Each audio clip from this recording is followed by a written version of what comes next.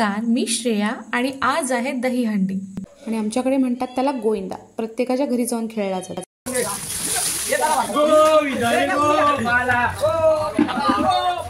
आमच्या घरचा गोविंदा झाल्यावर मग मी पण त्यांच्यासोबत कृष्ण झालाय. कन्हैयाचा कृष्ण ना. आमच्या इथे बऱ्याच ठिकाणी घरासमोर पण अशा हंड्या बांधलेल्या असतात.